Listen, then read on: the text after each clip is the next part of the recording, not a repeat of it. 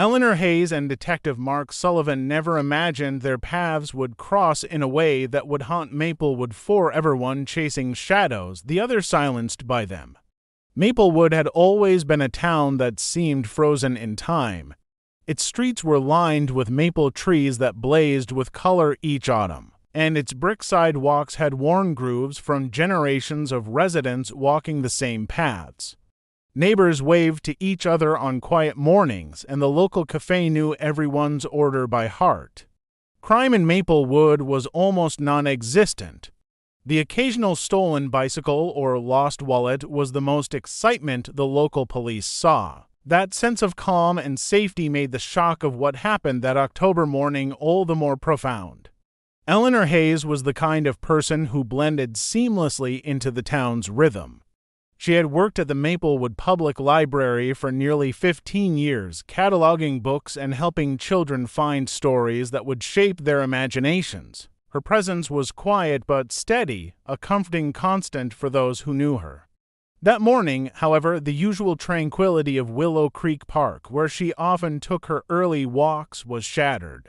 Her body was discovered by a jogger lying beneath a street lamp that had long since been broken, casting jagged shadows across the cracked pavement. The scene itself was bizarre. There was no sign of a struggle. Her coat was neatly arranged, her shoes in place, as if she had simply sat down for a rest, yet the life had been violently stolen from her.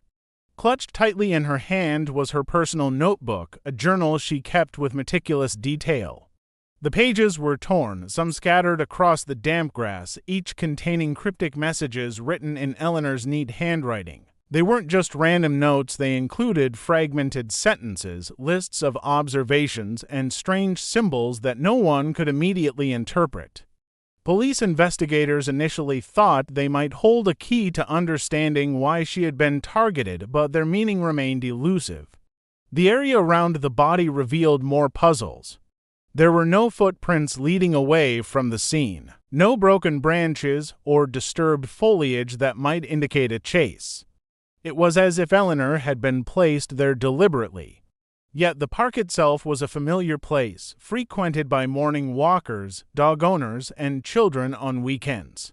The fact that no one had seen or heard anything unusual added another layer of mystery. Even the jogger who found her had been several yards away when he came upon the scene, giving only a fleeting glimpse before calling for help. Detectives combed the area carefully, taking photographs of each torn page and the surrounding environment.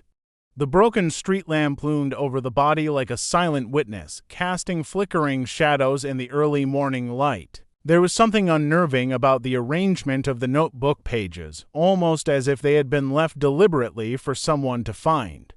Local residents began to gather around, their faces pale with shock and disbelief, murmuring about Eleanor's kindness and the impossibility of such violence in their town.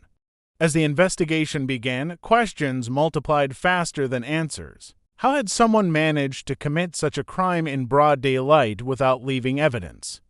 Why was Eleanor targeted, and what significance did the torn notebook pages hold? Maplewood, a place that had prided itself on safety and predictability, suddenly seemed fragile and exposed. The serenity of the town had been shattered, replaced by a sense of unease that settled deep into the hearts of its residents. Everyone who passed Willow Creek Park that morning would carry the image of the scene with them: the broken lamp, the scattered pages, and the lifeless form of Eleanor Hayes forever etched in memory as a stark reminder that darkness could reach even the quietest corners. The torn pages of Eleanor's notebook became the focal point of the investigation. Each fragment contained lines of meticulous notes, observations about the town, and odd sketches of buildings and streets. At first glance, they seemed almost like the scribblings of a thoughtful mind preoccupied with everyday life, but as detectives began to piece them together, patterns emerged. Dates accompanied some of the sketches, written in Eleanor's precise handwriting. The dates seemed random, but when cross-referenced with past police reports, they matched the times of minor, unsolved incidents in Maplewood, things like break-ins, vandalism, and missing items that had never been fully explained. The possibility that Eleanor had been tracking these incidents suddenly made sense. Her neighbors, friends, and colleagues were interviewed extensively. None could recall Eleanor showing any fear or speaking about potential threats, yet it became clear she had been quietly investigating something. She had a reputation for being detail-oriented and methodical, but no one suspected she was compiling a record that might expose secrets others wanted hidden. Her private life had always been unobtrusive, filled with library shifts, volunteering at local schools, and attending town meetings. The contrast between her ordinary life and the complex, secretive notes in her notebook sent a ripple of shock through the investigators. The sketches themselves were even more puzzling. They depicted Maplewood landmarks: a small bridge over Willow Creek, the steps of the old town hall, the back entrance to the library, but certain elements were exaggerated or oddly marked with symbols. These were not purely artistic interpretations. They seemed to signal something, perhaps a location or an event tied to the dates in the notebook. Detectives realized that the incidents Eleanor had documented were not connected by chance. She had been searching for a pattern, trying to connect small disturbances across town, almost like a map of hidden threats that no one else had noticed. Local journalists began reporting on the discovery of the notebook, careful not to reveal the content in detail. The story of a quiet librarian secretly tracking mysteries in a town where nothing ever happened captured public imagination. Residents, initially horrified by Eleanor's death, now began to wonder what secrets their own streets might conceal. It created a tense, almost paranoid atmosphere.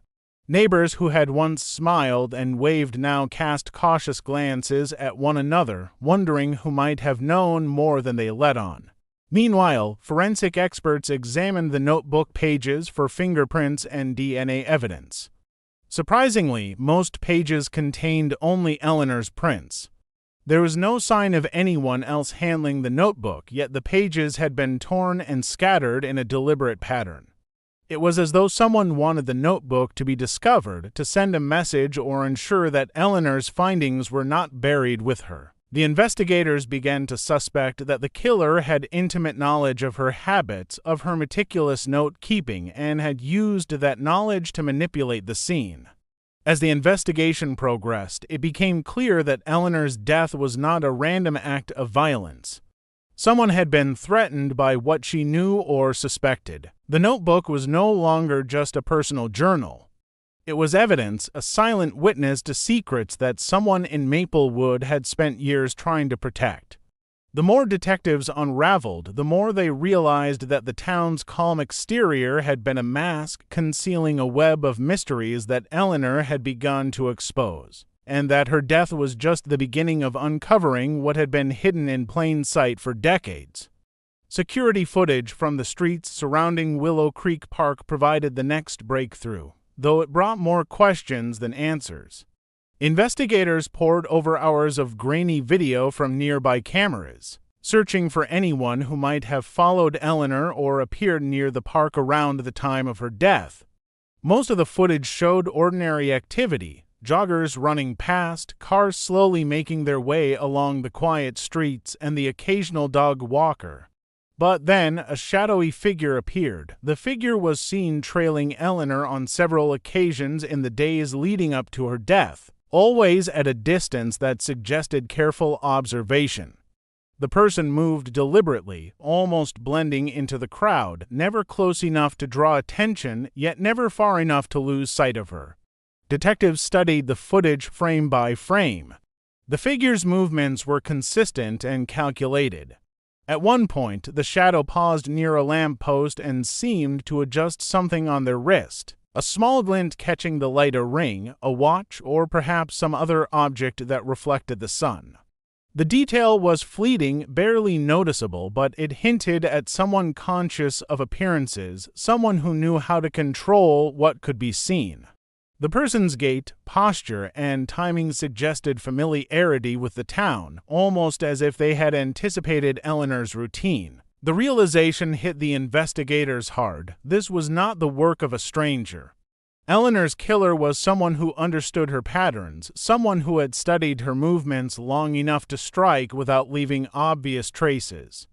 The implication was terrifying. The safety of Maplewood, the sense of predictability its residents relied on, was an illusion. Someone who appeared ordinary, someone who could pass unnoticed among friends and neighbors, had orchestrated a murder in a public space.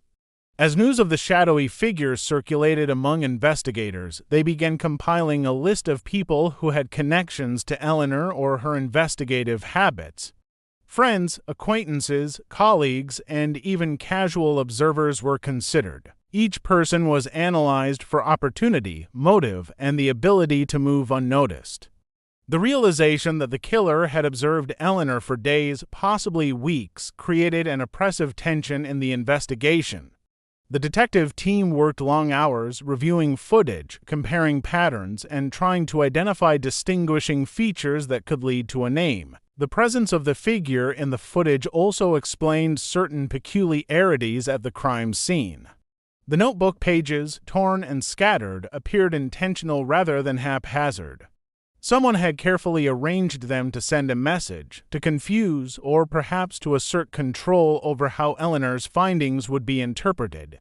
The killer's understanding of her routine and habits was evident, not just in the stalking captured on video but in the precision with which the scene had been constructed.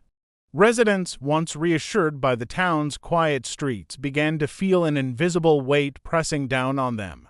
Walks through Willow Creek Park became cautious and familiar paths felt unfamiliar, as if every shadow could conceal the figure from the footage. Investigators faced the unnerving possibility that someone within their midst, someone who moved freely through the town, had been silently watching Eleanor and had known exactly when and how to strike. Every new piece of evidence confirmed that this was a case defined by patience, observation, and cold calculation, leaving Maplewood gripped by fear and uncertainty as detectives raced to identify a killer who had remained invisible in plain sight. Weeks passed with little progress, and the investigation into Eleanor Hayes' death began to feel like chasing shadows.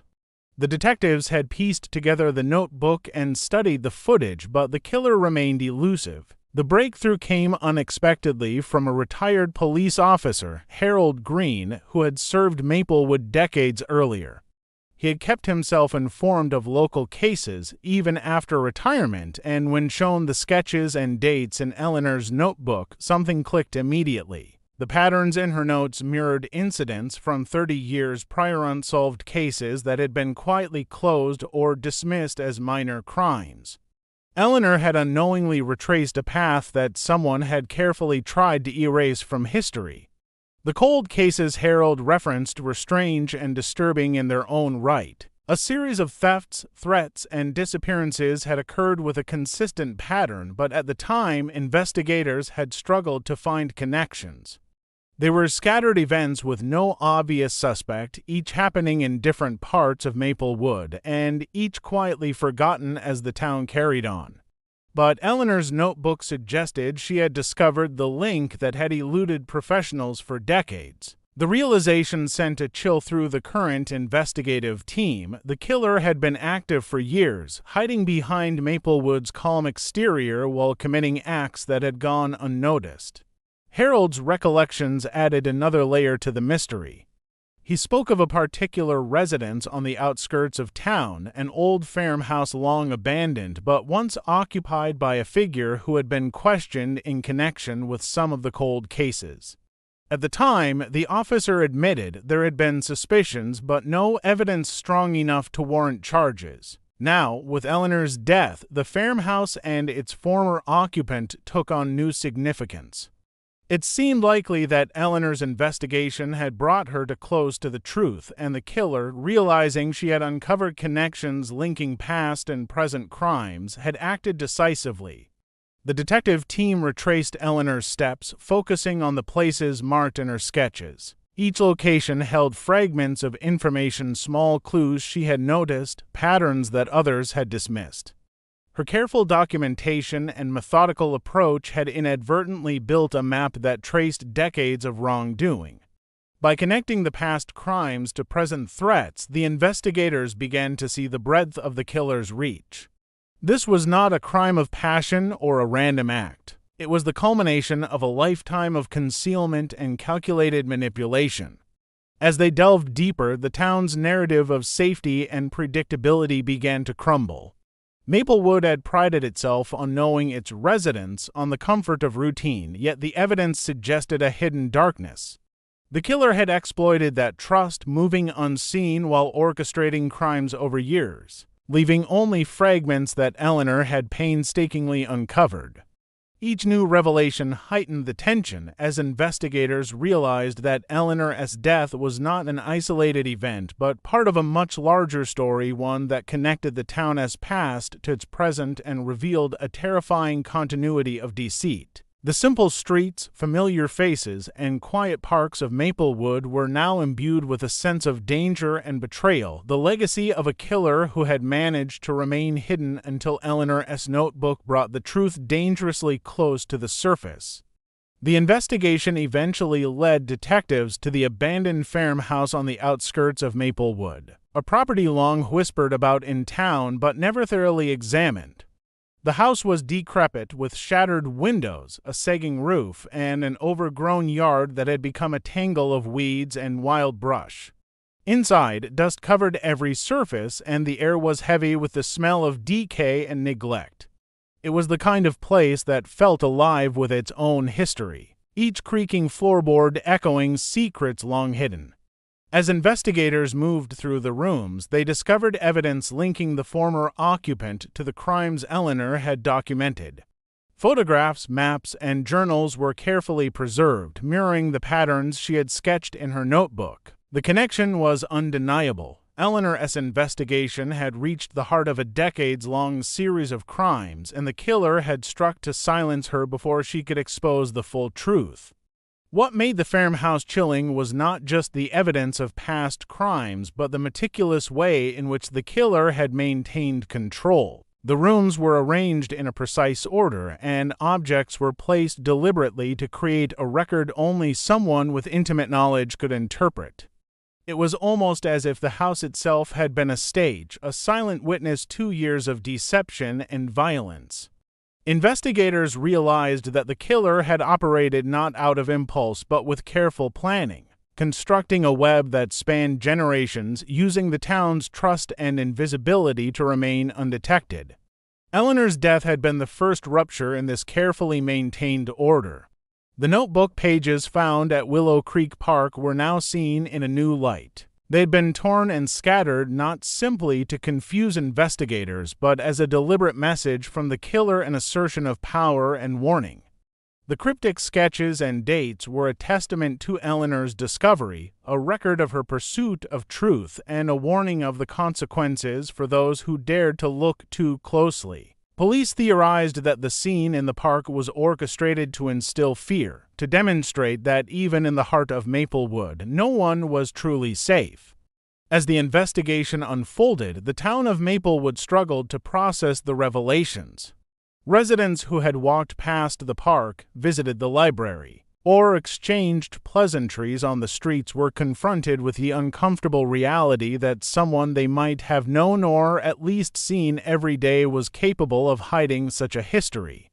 The sense of community that had defined the town was replaced by suspicion and unease. Families became more vigilant, neighbors watched one another with cautious eyes, and the parks and streets that had once felt safe were now associated with the shadow of violence. Ultimately, the killer was arrested, ending a reign of secrecy that had spanned decades. Yet the memory of the crime scene remained imprinted on the town's consciousness. Willow Creek Park, the broken street lamp, and the scattered notebook pages were a haunting reminder of Eleanor Hayes' determination and the darkness she had uncovered. Maplewood would never forget the murder scene, not simply because of the act itself, but because it revealed a hidden truth beneath the familiar faces and quiet streets. A long history of deception had quietly thrived, waiting for someone brave enough to expose it. The legacy of that day lingered, a permanent scar on a town that had once believed in its own safety and simplicity.